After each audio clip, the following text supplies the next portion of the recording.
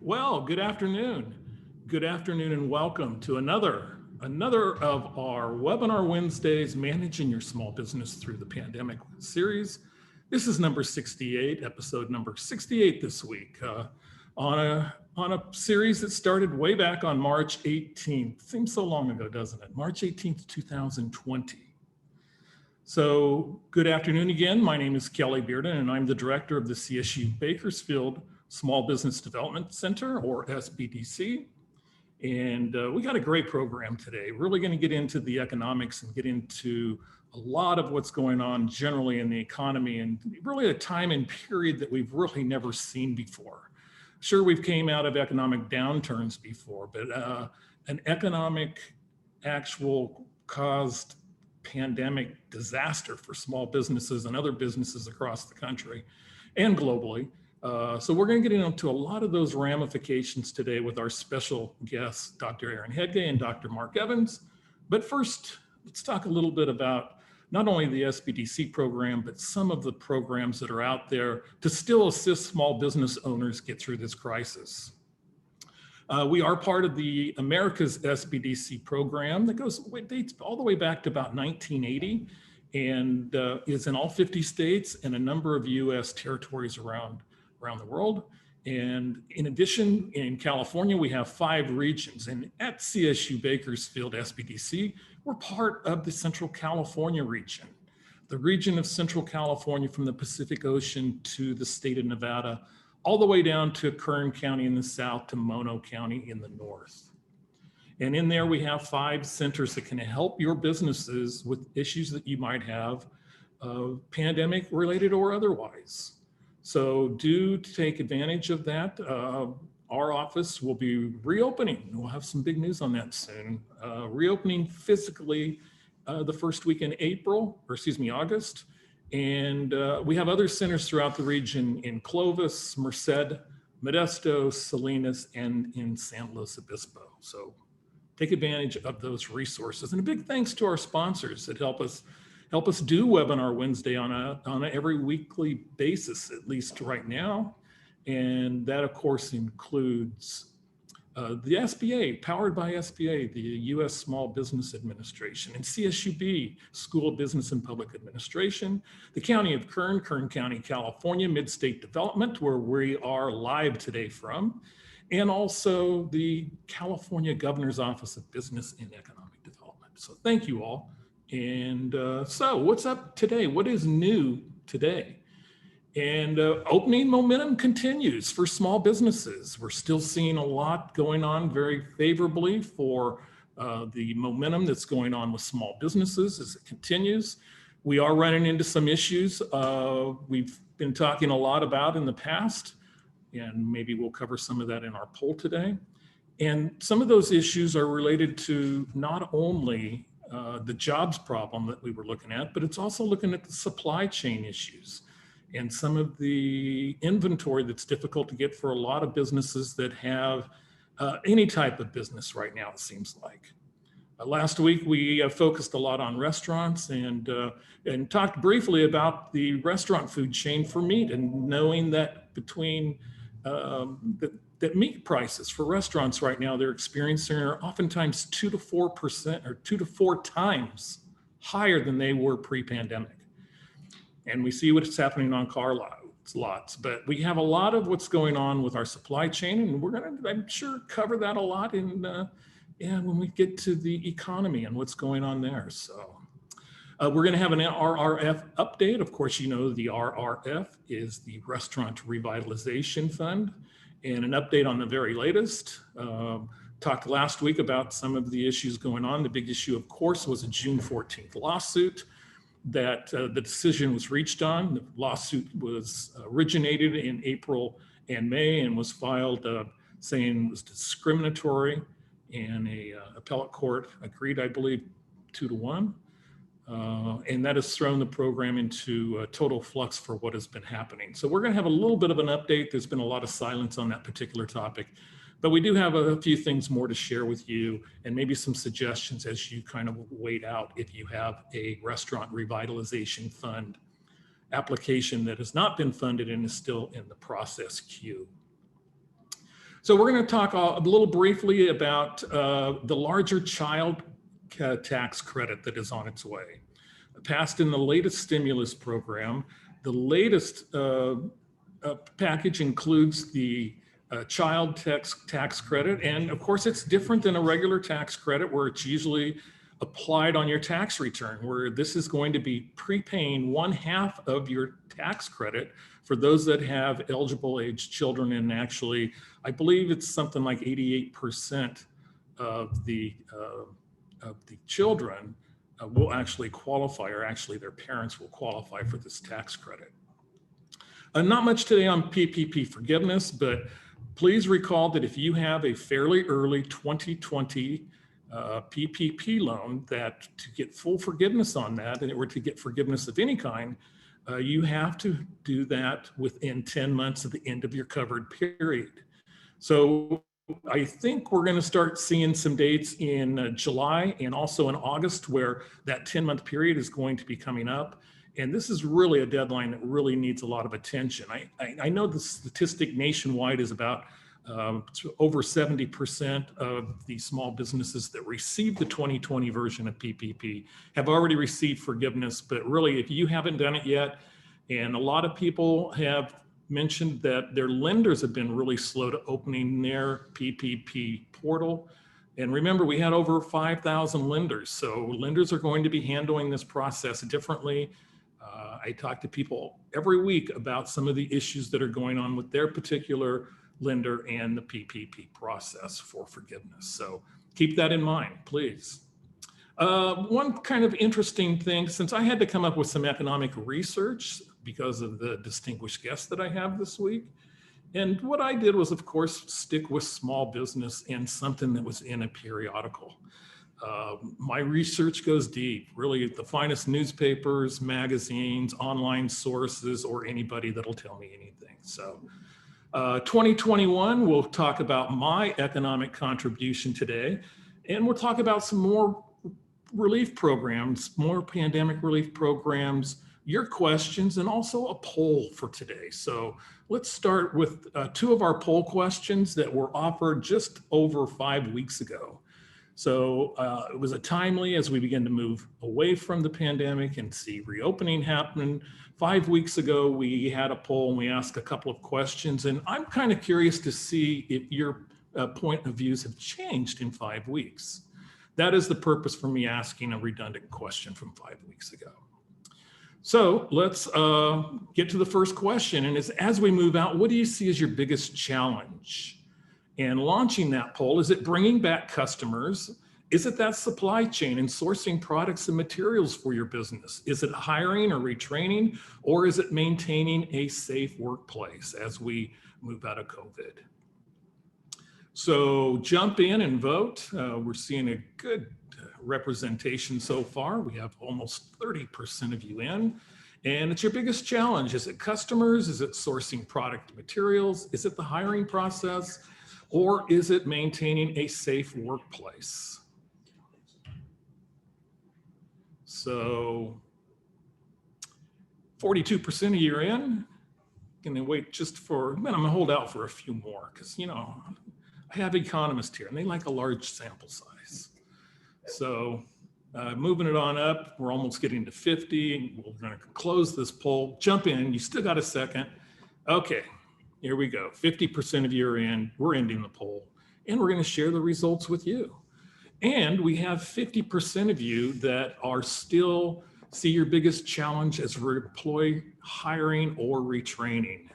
So 50% of you, and 35% of you, it's bringing customers back. So it's 35% of you there. 10% is maintaining a safe workplace, whereas only 5%, and that surprises me. That number is a little bit lower than I had anticipated. So that kind of is a little bit different from at least what I would have expected. So thank you for poll question number 1. We'll move on to poll question number 2. And just launching this right away. My biggest need moving beyond the pandemic is going to be funding and financial resources, marketing, social media, human resource record keeping, or I need a really good plan or something else that's not mentioned in those 5 selections. So jump in and vote. Again, your biggest need that you foresee at this time. And it could have been different 5 weeks ago. And a lot of the people I've talked to, it seems like it has been. So we have about 35% of you that are in now and voted. So jump in. We'll give you another second or two. Your biggest need moving beyond the pandemic, is it financial, marketing, HR, some record keeping on the pandemic relief funds, keeping everything straight there. You might need a plan or a replan. You're pivoting some of the activities of your business or something else. Okay, let's end the poll and share you the results with you with 54% of you voting. Biggest need continues to be funding and financial, as it was last time.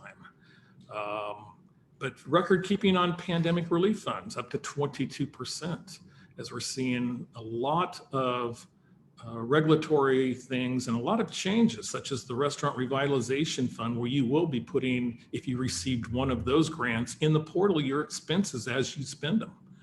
The third selection was a tie between marketing and HR at 9%. Marketing was much higher 5 weeks ago. So people are feeling better about that, and I need a really good plan. Okay, great. Well, thank you for sharing that information. That's always very valuable to us and helpful. And as we move on, as from our poll, we will actually move on to the next slide. And of course, I am doing my economic research, correct? So here it is. Here's my slide right here. And it was really something that really kind of caught me by surprise. And I think it only could happen in 2020 with the pandemic and what happened afterwards. And what we saw is we saw a surge in startups, which many people think that is showing confidence among small businesses to start a business during a pandemic or at the conclusion of a pandemic, even though there was a wave of small business closures. So even though we had a lot of closures going on, we had this huge surge in startups. And what we saw is we saw filings for new firms exceeded 830,000 through early May, which was a 21% increase over the same period in 2006, the next highest year. So I think I've impressed my economic friends today. Look at that, going back to 2006, and it's still 20% higher, the number of starts that we have had during a pandemic. Okay, there's my contribution for the day. As I jump in real quick, we're gonna go through our weekly summary of the status and the action or any key stimulus program that we have out there. As you know, the PPPs are closed and you're working on your spending plans or forgiveness. Venues, we're going to talk about venues briefly for just a minute. I want to go through some of the data and show you some of the stuff that's going on there. You still can open, it is still open and you still can apply. I believe it was about 11 billion, which they had received in applications, and there's a significant number of those being declined. You see the Restaurant Revitalization Fund, it opened on May 3rd, it closed later in May, and I just have us down as waiting right now because that is what is happening. We're waiting to see the direction it goes. And it can go several different directions that we'll talk about momentarily. The employee retention tax credit is really a very possibly a really good vehicle for you to go to. If you have employees and you have an issue and you're not going to get a Restaurant Revitalization Fund grant. So keep in mind the employee retention tax credit that has recently been increased to the end of this year. Was also open for fourth quarter. It has really been the program that has changed so much during the span of the pandemic and post-pandemic era. So that has really been something that has changed dramatically and is surprisingly, they're quite lucrative for the businesses that are getting them. The EIDL loan program, you can request an increase for EIDL. There's also some of the other advanced and supplemental programs that are still open. The EIDL portal is open and remains open until 12/31 or until funds are exhausted. The California Relief Grant Program it's been closed, and again, you do have areas to where you must spend and account for these monies, and they must be accounted for separately than any other pandemic relief program that you have. which is almost becoming sad. The family leave tax credit is on here. And it's not that I refuse to talk about it. It's an HR program. And being a financial guy, you know, it's just not jiving with me. But there is a family leave tax credit program that's still open. And I haven't heard of too many people that have accessed it, one or two maybe, but it's out there. And please talk to your tax professional, your financial advisor, or other individuals if you might be interested in that. We have PUA unemployment for contractors open until September 5th. And we mentioned forgiveness a little bit. So the child tax credit, as I mentioned, is going to start on July 15th. And what it is monthly payments, semi-monthly payments for the rest of the year.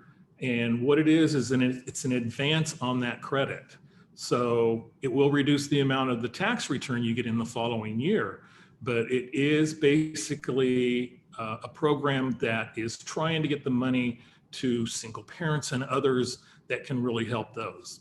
Now, it's more of a personal stimulus relief than business, but we covered a little bit of the stimulus checks, so I thought I'd throw it out there because childcare and childcare credit is something that a lot of entrepreneurs go through. So be aware, and business owners, that your child tax credit is out there. You can take it in advance for the next 6 months, which should theoretically leave you 6 months for next year. The expanded credit, and remember, this is an expanded credit, so there is more money the government is putting out, and it's going to cost a little over $100 billion this year. So we'll leave that for the economists, right? Yeah. So what happens to the credit next year? If Congress does nothing, the monthly payments go away and the tax credit returns to $2,000 per child for those children under the age of 17.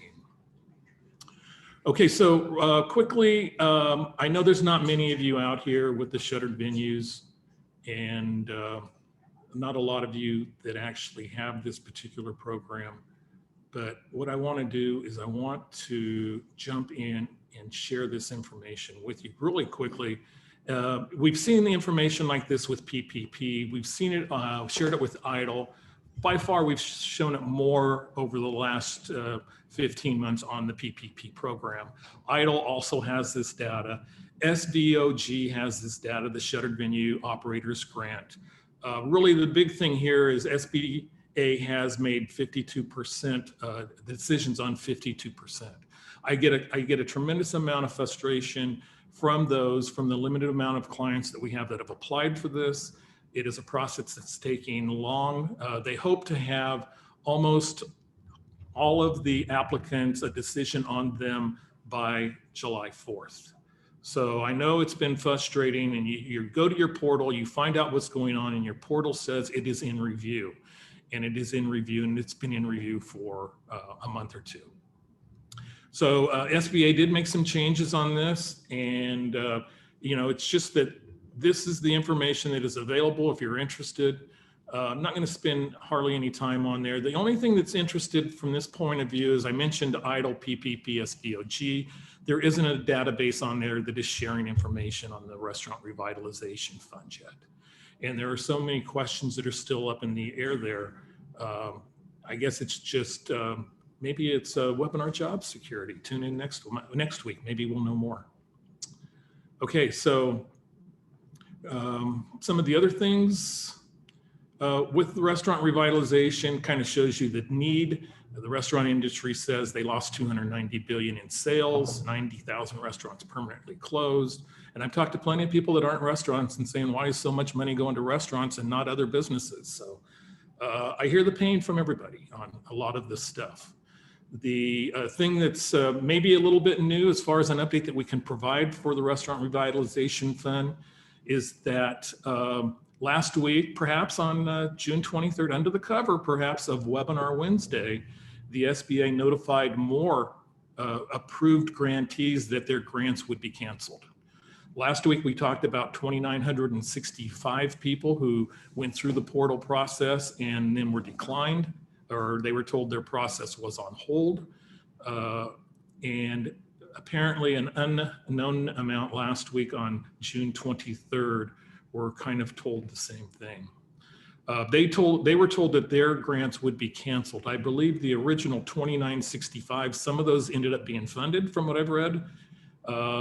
Some of those are still potentially still could be funded, but there's still a lot going on. Now, the other news that came out was that the original 3 lawsuit plaintiffs that claimed discrimination on a basis of gender and ethnicity were funded.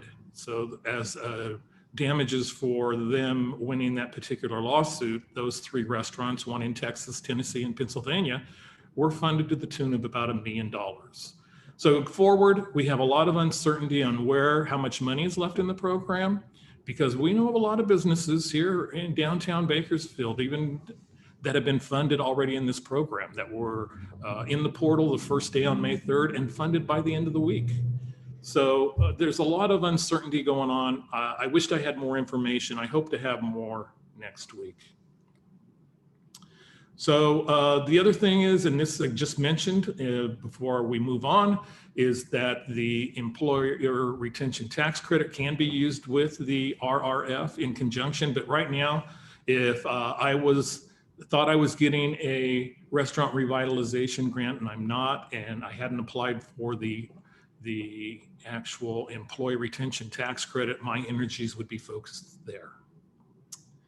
Also, EIDL being still open, you can request an increase through SBA at an email, and there's other remedies for reconsideration that we will touch on with more time. But right now, I get to introduce our special guest today. And our special guest, first of all, is going to be Dr. S. Aaron Hegde, who is a professor of economics, the economics department chair at CSUB for the School of Business and Public Administration. So the economics department is part of the School of Business. And so moving right along, Aaron has been a runner with the CSUB for 17 years. He's currently the chairman of the Academic Senate at CSUB, which is, they tell me that's kind of a big deal. So hacking introductions like nobody else can do, and keeping them brief because I really want to give these guys plenty of time. Let's bring in Dr. Aaron Hegde. Thank you.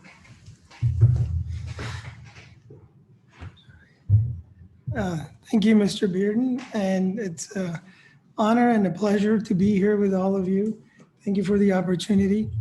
I usually try to avoid classes around noon because I don't want to put people to sleep.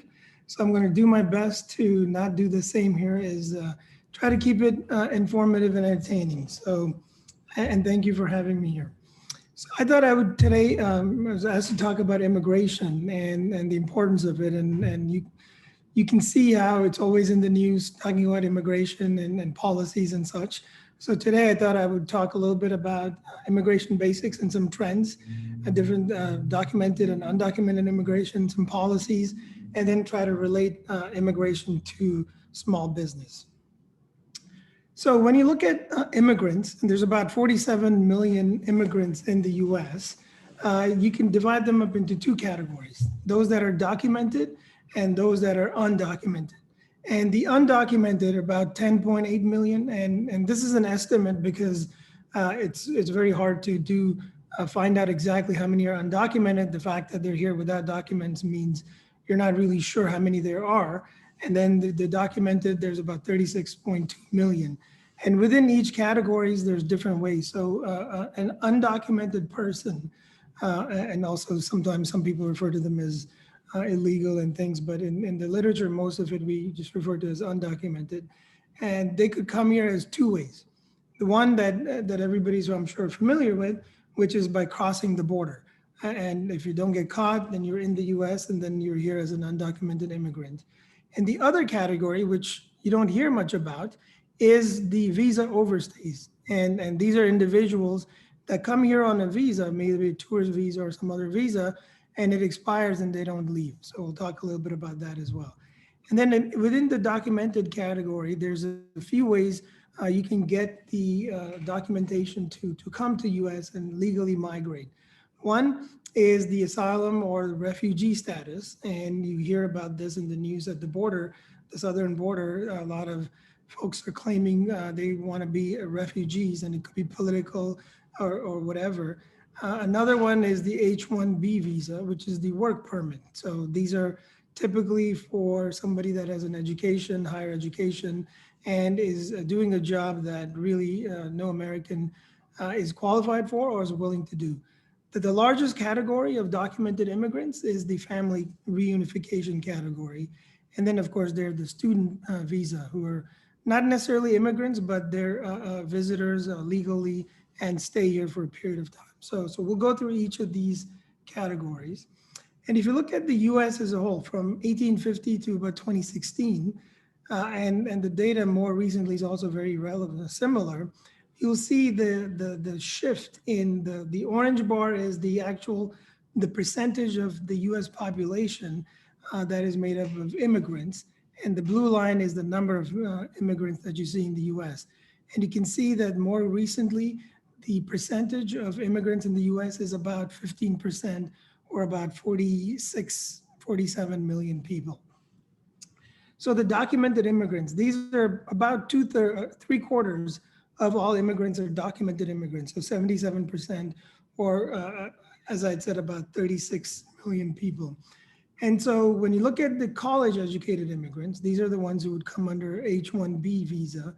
They typically come to US as students, and to come here as a student from another country, you have to apply for and get what's called an F-1 visa. And all that visa does is make you eligible to enroll in school, whether it's undergraduate, a bachelor's degree, a master's degree, a PhD, or even a technical degree or technical school or certification. I myself came from Canada under this visa as a student a few years ago, almost 20 years ago now, to do my master's in University of Missouri, Kansas City. So once a student completes their education, they have about 6 months to a year in which they can work, but they typically have to leave the country after that, unless they get a job, and which is what happened in my case. And so if you get a job, you apply for and you get an H-1B visa, and then there's a potential for that to be converted to citizenship down the road. So these are the college educated immigrants. And here's some numbers of that. If you look at individuals in the country that are over the age of 25 and have a college degree, and you can see over the years, there's an increase in that percentage who are foreign born as opposed to native born. So a lot of so this is one of the US's biggest export is the graduate education. A lot of people come from all over the world to get a graduate education in the US, and you can see that increasing number. And if you look at industries where you have college educated foreign born as a percentage, where you see the highest industries are obviously the healthcare support, computer and mathematical, building grounds, cleaning, maintenance, and so on and so forth. So this is the percentage of the industry that are college educated that are foreign born. So the H-1B visa, it varies by administration, but currently there's a cap on it, an annual cap of about 85,000 people can get. These are the new H-1Bs that are awarded, and they can be good for 1 year or up to 3 years, depending on what the employer says is needed. So of that amount, 65,000 is mandated by Congress, and then about 20,000 is set aside for advanced degree exemption. So when I got my PhD and they applied, the university here applied for an H-1B, it was under that advanced degree exemption, one of the 20,000 people. But the demand is far greater than 85,000. The fiscal year starts typically in the fall, and within a couple of months of the fiscal year, all of the applications that have come in have met the cap, meaning they close the application process. So every year, there's a lot of employers that have to file earlier and earlier just to be able to get it. So for instance, many employers will probably start filing here or started filing in March so that they could get in line to get the visas that are awarded in the fall. So there's a lot of demand for that. The next category is the refugee admissions that we mentioned. And you can see the blue line here is the annual ceiling. So every year, depending on the administration, a ceiling is set for the number of admissions. These are annual admissions that can be admitted under the refugee status. It's a very arduous process. There have to be a lot of there's a hearing, a judge has to hear it, and a case has to be made that the individuals, if they were to go back to their country, would be under peril. So whether typically it's political, but it can also be domestic abuse and some of those other things. And you can see it varies through administration. So, and the purple is the number that are admitted, because even though there's a cap, not everybody is admitted if they don't meet the requirements. And again, as I said, it's a pretty arduous process. There's a lot of background check and all of these things. So it's very intense. And when you look at where the refugees come from, you can see over the years it varies. And more recently, you can see between 2006 and about 2018, a bigger percentage of the refugee arrivals, and these are individuals that have been given the refugee status, come from South Asia or the Near East. And the Latin American is less because historically there hasn't been a whole lot of claims, political or otherwise, from that region. And then of course, Africa is another big region where you do get a lot of the refugee claims. But over the last couple of years, the total number of arrivals have decreased. Part of it is obviously the pandemic, and the other part is not awarding a lot of refugee visas means a lot of people are not going to take their chance coming here, might go to Europe or somewhere else. The third category of documented so actually this comes under undocumented, I should say, are the visa overstays. So when you come to the US, you can come as a tourist, you can come under the H-1B, you can come under the F-1 visa, and there are a few other visas. But all of those visas have a time limit. The H-1B, which is the work permit, has a time limit, and as long as you have the job, but you can only renew it for up to about 10 years usually. After that, they say you should try to get a green card if the job is permanent, or they need to find somebody that would fit that category. With the F-1 student visa, you come here to study, and within 6 months or a year of graduating, you need to leave the country. But many people end up staying. And you can see in 2015 where the majority of the people came from. So you can actually see that the majority came from Europe, and then Canada is the next one, and then South America would be the third largest category. And within another category is Mexico is also a large category. And then the last category of documented immigration is the family reunification. 2/3 of all visas that are awarded annually are for family reunification. And of those, of all the visas that are awarded, about half, approximately half, are for spouses. So this is where an American citizen gets married to somebody that's not a citizen and then sponsors them, and then they get in. And there's of course a lot of, you see a lot of movies and TV shows, and there's like the 90-Day Fiance and those kinds of things. Those are all part of this, the family reunification with the spouses. You can also have US citizens who sponsor married children. So typically unmarried children under the age of 18 get a priority to reunify with their parents. But you can also have a married child who's above the age of 18 also be sponsored by a US citizen, but that's a very low percentage, something like 2% of all visas that are awarded. So you can see the graph here that kind of shows you the new arrivals in the dark blue bar and the adjustment. So this is where the status changes, either maybe from a student visa going to a work visa or some other type of visa change. So these are all the documented cases of immigration. The undocumented immigrants, which again, you hear a lot about and is important in terms of business and labor and stuff, approximately about 23% of all the immigrants in the US are undocumented. And the thing about this is an approximation is, as you can see with this graph, it's an estimate. The orange line is about, which says about 12 million, has recent as 2015, is an estimate from the Department of Homeland Security.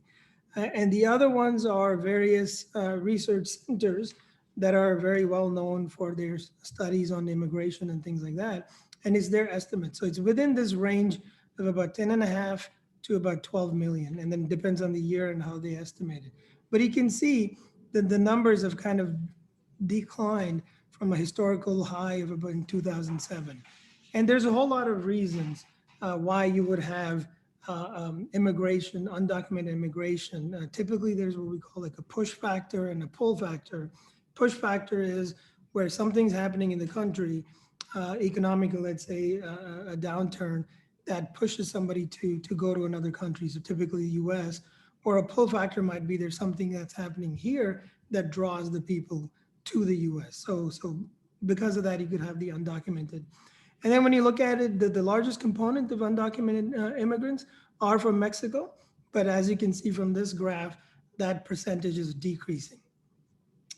When you do look at the undocumented immigrants who do stay here, you see that majority of them, about 2/3 of them, have been here for 10 years or more. So it's not often that they come here, work for a few years and leave. So they typically come here, stay here, become residents and family reunification and all of these other things, but majority have been here longer than 10 years. Then you also hear about immigrants and crime and things like that. So these four graphs basically show two things. One is there's been an increase in immigrants or foreign-born folks in the US. And at the same time, there's been a decrease in violent crime and property crime. So there really hasn't been any literature or research that supports that immigrants lead to higher crime. And then the other trend that we've seen in the last few years has been an increase in the deportations of immigrants. That's kind of slowed down over the last 3-4 years. And there's belief that it will continue to slow down under the current administration. So what are some of the policies that we have here? So the current administration and in the previous administration basically had about 400 executive orders in the 4-year time dealing with immigration. And the current administration, President Biden, has been turning that around and basically turning over some of those executive orders. And some proposals or policies that are being proposed is to increase the refugee admissions to about 62,000 per year. DACA, which is the deferred early childhood arrivals. These are the folks that came here as children with somebody that was undocumented. And under the Obama administration, they were given some support. They weren't going to be deported and such. And that's about 640,000 of them. I think that was in 2019. Was this public charge, which said that you wouldn't be able to get a green card if you were using public funds like Social Security or food stamps and things like that before you got a green card. And then finally, one proposed policy is a pathway to permanent residency, which is getting a green card for those who are undocumented. So how does this impact small business? Well, approximately 15% of the nation is immigrants, as I mentioned, but 18% of small businesses, these are fewer than 100 folks, 100 employees, are owned by immigrants, according to the Fiscal Policy Institute. And when you look at firms that are half or more owned by immigrants, they account for about 14% of the private sector employment and about $776 billion in revenue, the most recent numbers that I could find. And between 1990 and 2010, the number of small business owners increased from 3.1 million to 4.9 million, but 30% of that growth was from immigrant-owned businesses. So when you look at immigrant-owned businesses, the most popular industries for immigrants, or even to work in these industries, or to even own some business in there, are like professional services, accounting, tax, lawyers, doctors, those kind of things, retail, construction, education, hospitality, and social services. And then when you look at each of these sectors, and you look at what percentage of those sectors are owned by immigrants, you see the taxi driver business is about 2/3 owned by immigrants, dry cleaning and laundry, a little over half, and gas stations, a little over half. And then finally, when you look at California and the importance of undocumented workers, not just immigrants, but specifically undocumented workers, you see that 6% of our population in California, about 2.5 million folks, are undocumented. And in Kern County, it's a little higher at 7%, about 58,000 of the residents in Kern County are undocumented. And 10% of California's labor force is undocumented, and majority of them are in agriculture, construction, and manufacturing. The thing about agriculture is some studies have said about 42% of agricultural labor is actually undocumented, not just immigrants, but undocumented immigration. So if you're in agriculture or construction, you know the value of having labor, and especially undocumented workers. And since the earlier poll mentioned that hiring workers and folks is a big concern, immigration probably would be right on top of that as something that would help. So in just the minute that I have to conclude, I would say that rather than doing executive orders, I think it's time for Congress to do some immigration reform. And this is one thing that's supported across aisles, both by Republicans and by Democrats. So again, thank you for the opportunity, and I'll turn it over. Well, thank you. Thank you, Dr. Hegde. It's kind of interesting. I was doing my economic research Sunday morning, watching a Sunday morning news program just this past Sunday. And it came on that they had a farmer in Eastern Oregon who was basically had a field of asparagus that was not going to be harvested because he could not get employees to come in there. So the immigration issue was huge for him. And you are right, it is both parties a bipartisan problem, because him being, he said he identified himself as being, leaning toward the right, was very much on immigration and a path to immigration. And as a sidebar, since he was unable to get workers in to harvest his field, he donated it to the general public to come out and pick and cut asparagus. Where he was anticipating 400 or 500 individuals, he ended up having over 6,000.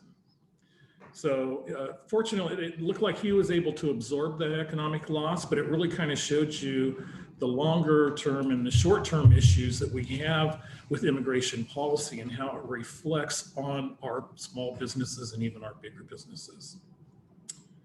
Okay, I got my 2 cents in. Good thing I was doing economic research with a cup of coffee on Sunday morning. Okay, it's time now to bring in Dr. Mark Evans. And Dr. Mark Evans is the CSUB economics professor emeritus, and he's co-director of the Center for Economic Energy and Research. Met Dr. Evans my first day here in Bakersfield, actually during the interview process, as he served many capacities after coming to this university in 1978. Recently, he has semi-retired, which gives him that emeritus status. But of course, he can't leave long enough to not be the co-director of the Center for Economic Education and Research. 40 years of service to CSUB, was the Associate Dean of the School of Business and Public Administration. And it's a pleasure to have Dr. Mark Evans with us today. Doctor?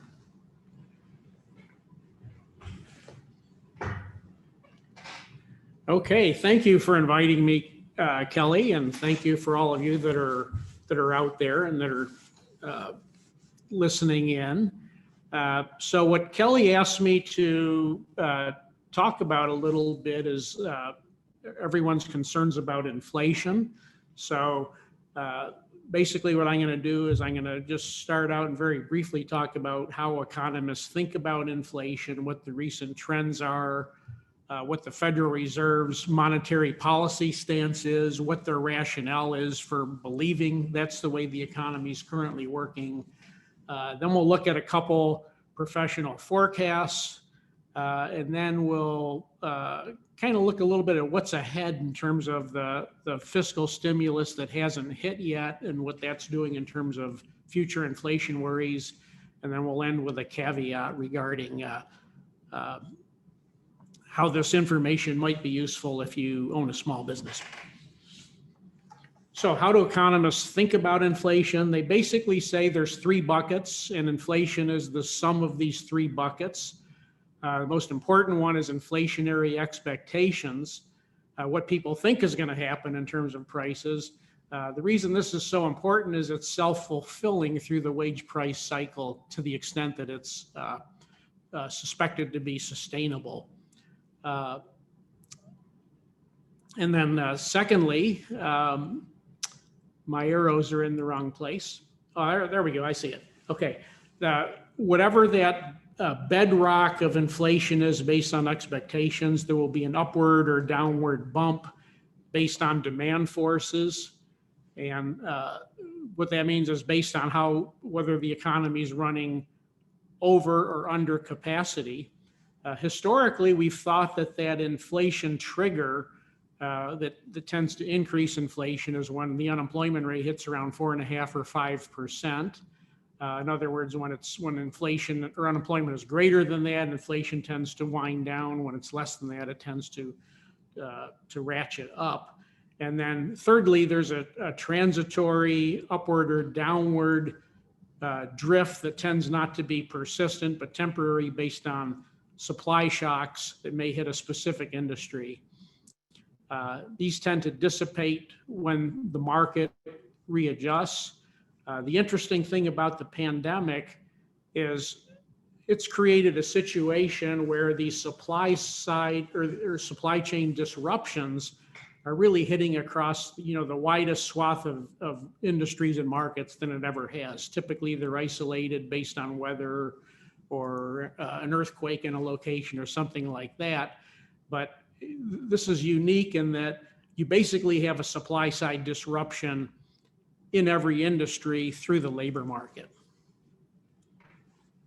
And again, labor markets play a critical role for all three components of inflation. In terms of expectations, as I mentioned, that what people think is going to happen gets embedded into wage demands, which gets marked up into price increases. So to the extent that people expect inflation to be sustained, it becomes self-fulfilling. And then in terms of the demand pull part of inflation, again, the unemployment rate is probably the most widely used gauge of whether the economy is operating under or over capacity. It's the metric. We could look at capacity utilization indexes, that sort of thing. But what we care most about is unemployment. So that's what we tend to use in terms of a measure of demand forces. And then in terms of supply shocks, again, like I mentioned, the pandemic's created a unique situation where there's like transitional supply constraints in labor markets across the whole economy, initially due to inflation risk and lockdowns. But now as we're trying to come out of it, childcare issues, as well as large temporary increases in unemployment checks. Here's what's happened the last 4 quarters in terms of GDP. As you can see, this is annualized. As you can see that in second quarter of 2020, the economy just collapsed, decreased at an annual rate of more than 30%, but it sprung back by more than 30% the third quarter. And then the final quarter of 2020, as well as the first quarter of 2021, what you see is healthy growth of the economy, 4.3 and 6.4% respectively. There's many price indexes we could use to look at food and energy. The one that the Fed looks most closely at, so that's the one I put on the slide here, is what's called the PCE price index excluding food and energy. They don't look that closely at the CPI. They actually look at what's called the PCE price index. And here what I've done is I've tracked what's reported as the year-to-year inflation rate each month of this year. So you could see January 2020 to January 2021, it started out at 1.4%, but May to May, it's creeped up consistently, and May to May, it's now 3.4%. So how is the Fed interpreting this information? Well, here's some a quote, or basically I've stitched together a couple quotes, paraphrasing them by Jerome Powell, who's the Fed chairman. The recovery is far from incomplete. The Fed will continue to provide the economy with the support it needs as long as it takes. The Fed will not lose sight of the millions of Americans who are still hurting, including lower wage earners in the services sector and then across various ethnic and gender groups. Now let's translate that in terms of what causes inflation, those three buckets. What he's basically saying is, I'm not worried about inflationary expectations and I'm not worried about supply shocks. What I'm focusing on is whether there's demand forces that are ratcheting up the inflation rate or not. And I do not believe there is, because there's 8 million jobs that were lost that have not yet been recovered. And there's 4 million people that have left the labor force that have not returned yet. So so basically what he's doing is he's looking at the underlying forces in terms of the demand side, and he's looking at it through the labor market. So let's take a look at where the labor market is nationally and then locally. This is the slide for the United States. And so in terms of labor force, what I've got here is what the peak number was, the trough number during the pandemic, the difference, where we currently are, what we haven't recovered yet, and then what % of the loss we've recovered. So in terms of labor force, for example, there's 4 million people that have left the labor force that have not returned yet. In terms of how many people have returned, it's like 51% of those that have left. In terms of non-farm employment, there's about 7.6 million that haven't been rehired yet. But 2/3 of those that were not working are now back to work. So we've recovered about 66%, or 2/3 of the gap.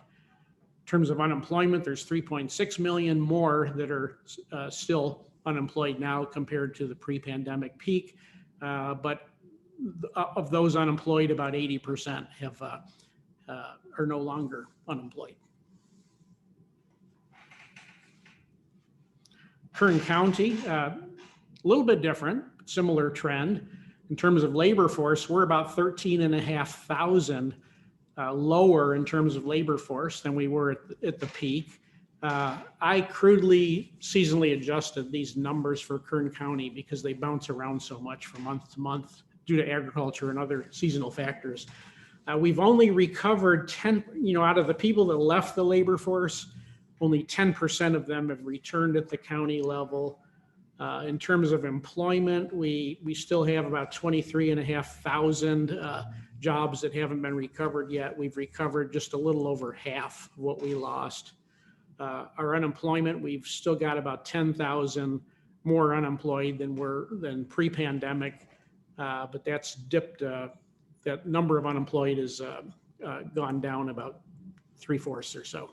Our unemployment rate's currently about 2.9% higher than it was at the pre-pandemic peak.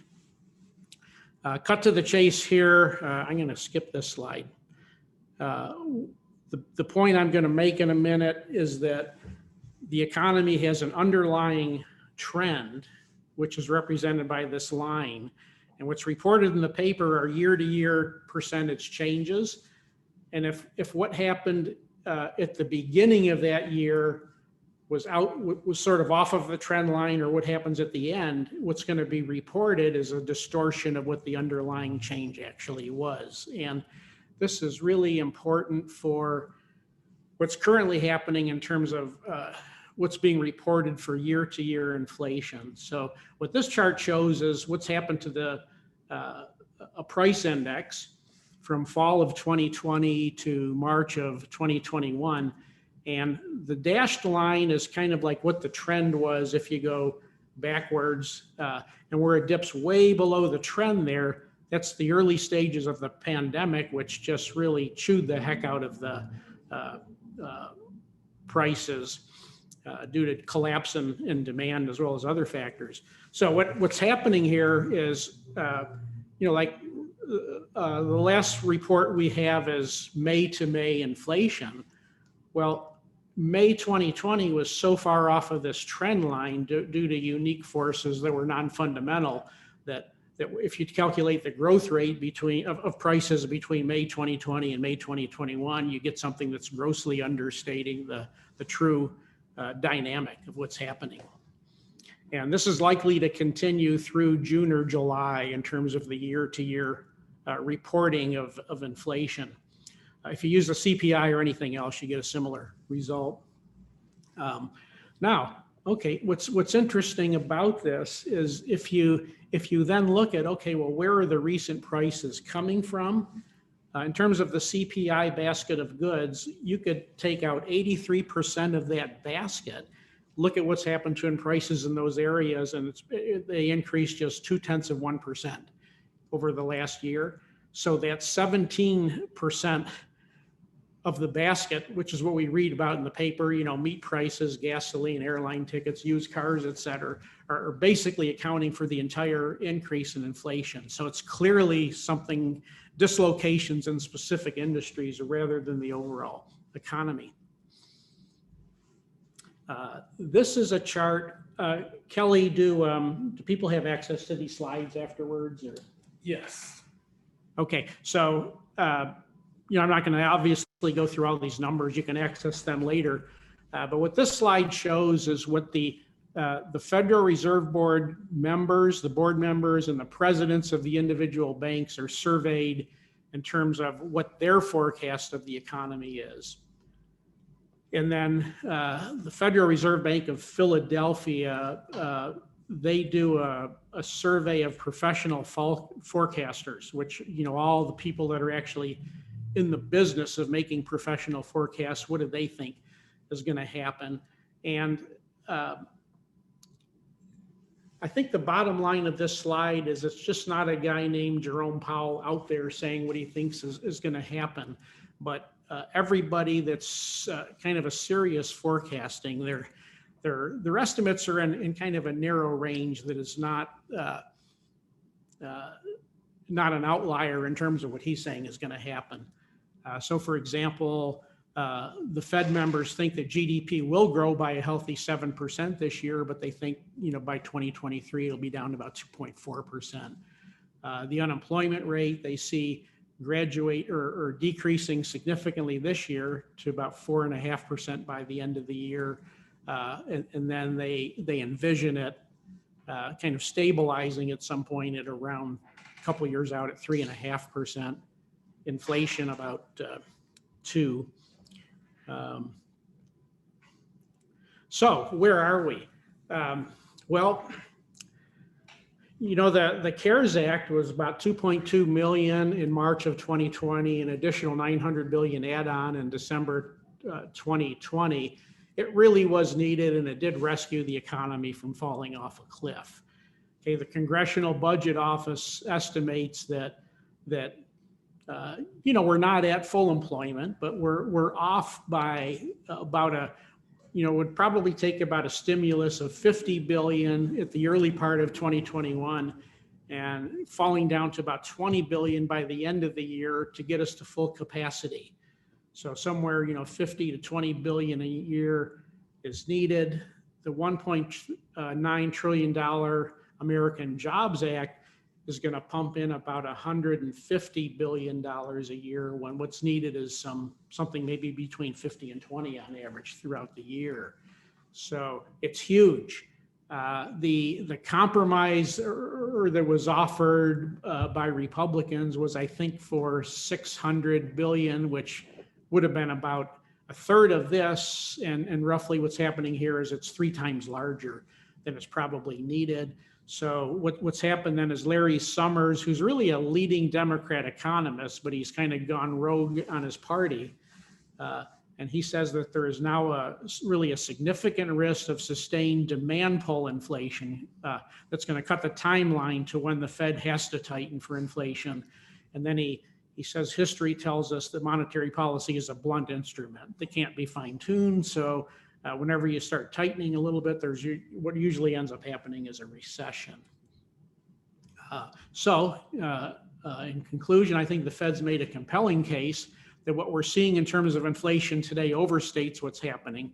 But likewise, I think Larry Summers has made a plausible argument that what we're likely to see in the near future is real, and really potentially is sustainable inflation once people realize it's real and start building it into their expectations.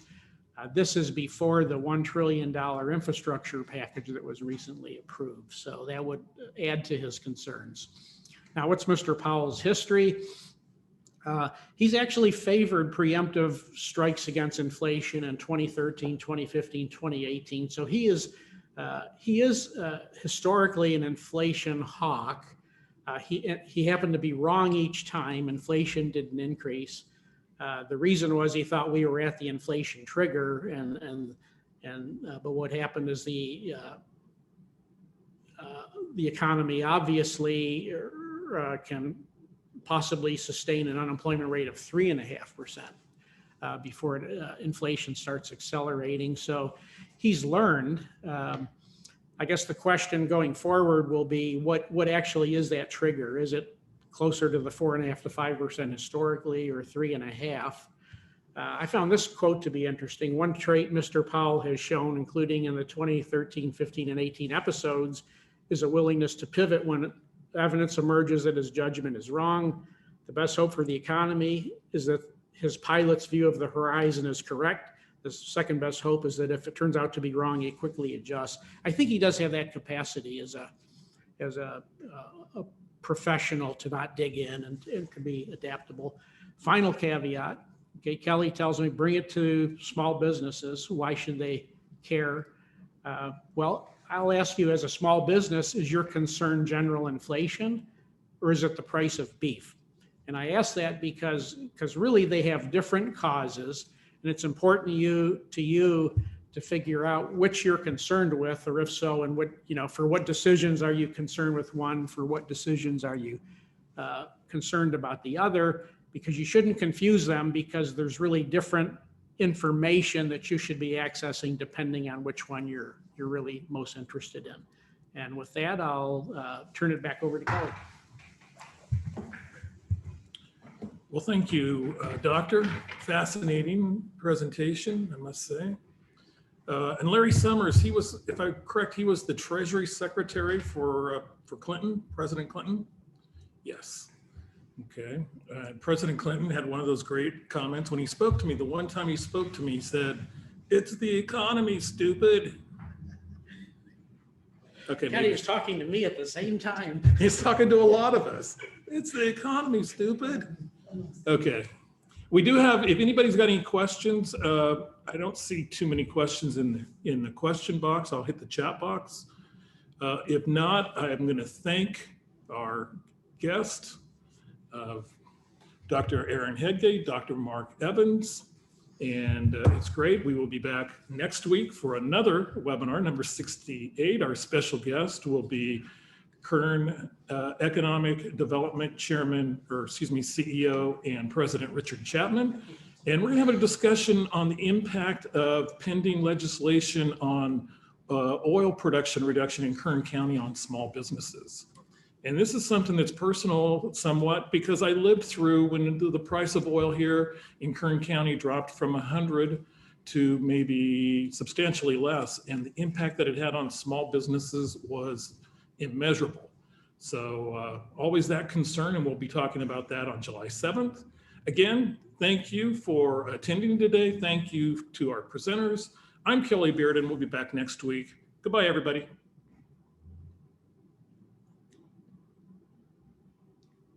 Do you have a Wonder Bread commercial or anything?